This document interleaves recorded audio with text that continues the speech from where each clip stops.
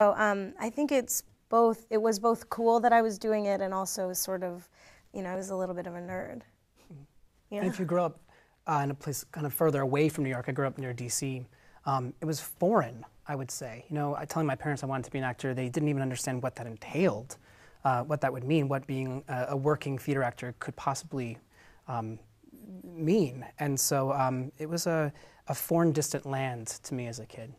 You guys? Yeah.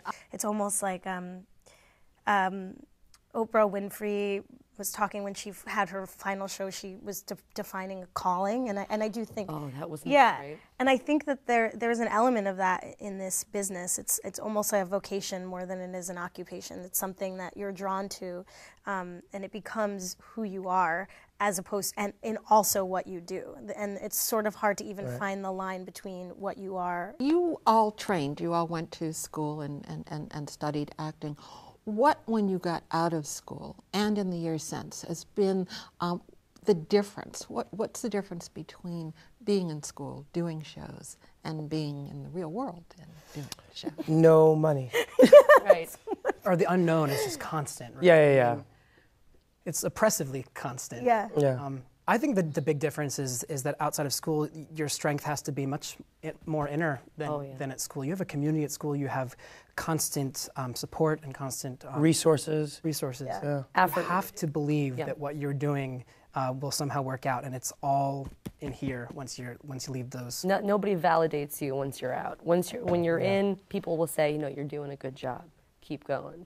Try that again. Be true to yourself. When you're out, you gotta. That's all. Like you said, you got to really stay strong with yourself.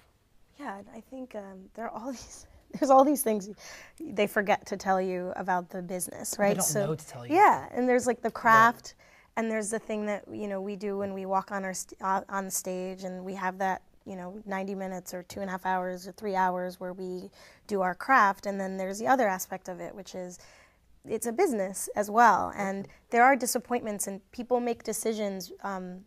You get jobs and don't get jobs based on things that have absolutely nothing to do with, how dedicated you were and how prepared you were for that audition. So it's a really interesting thing, marrying like the commerce aspect of it and the art, and that's why I'm lucky and grateful to live in New York, where we can get together and do readings just for fun of shows. There's always something going on where you can tap into the part of you that does it just because you love it, not because you want to eat, and have an apartment.